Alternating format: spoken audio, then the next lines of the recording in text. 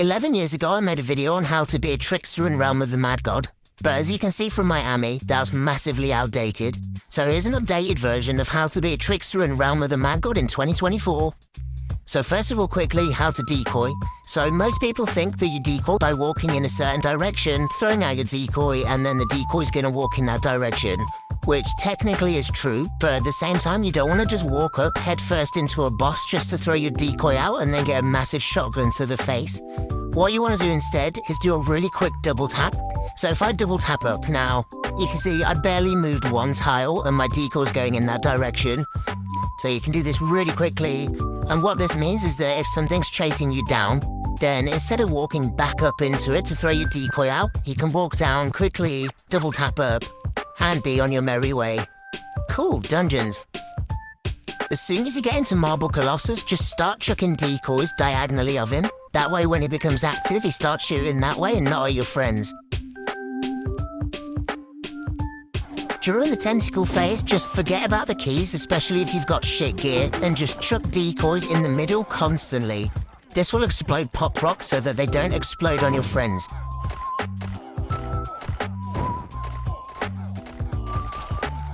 If you're doing a full skip void, then when you reach the Marble Defender, just stay back and chuck decoys into the room before the Marble Defender.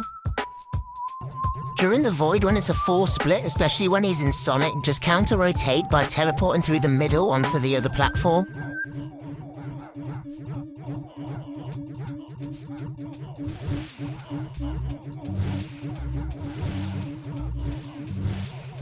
In the final phase, chuck decoys in the river, not in the middle, in the river. That way you'll just shoot into the river and not at your friends.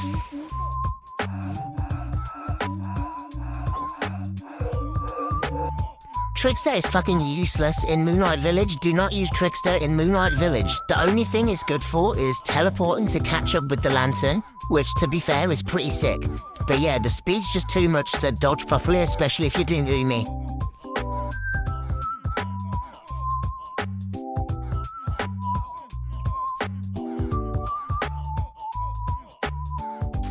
In Fungal Cavern, when the big head becomes vulnerable, just chuck a decoy behind him so that when those orange shots come out, they go towards anywhere that's not your friends.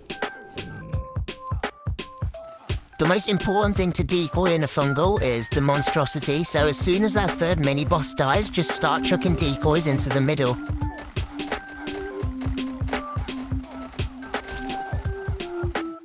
When the drill hits 75%, just start rushing towards it. That way you can activate it early and save time for your friends.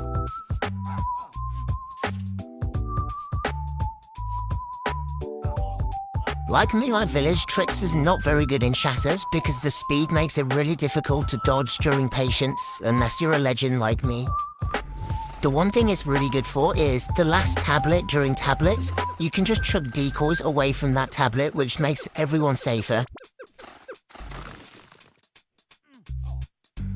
During O2, as soon as he starts chatting shit about running away, just chuck a decoy at him so that you rotate around it. The only O3 mini-boss that Trickster's really useful in is Lucorix. As soon as you reach the mini-boss, just start chucking decoys behind him so that his shotguns go behind him and not towards your friends.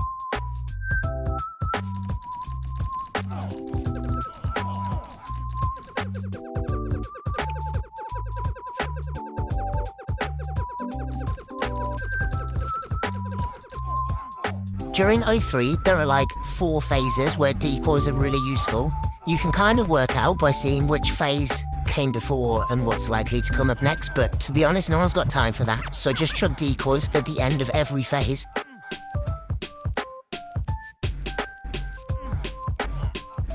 Trickster's insanely useful for just teleporting over beams, which makes it one of the safest classes that you can run O3 on.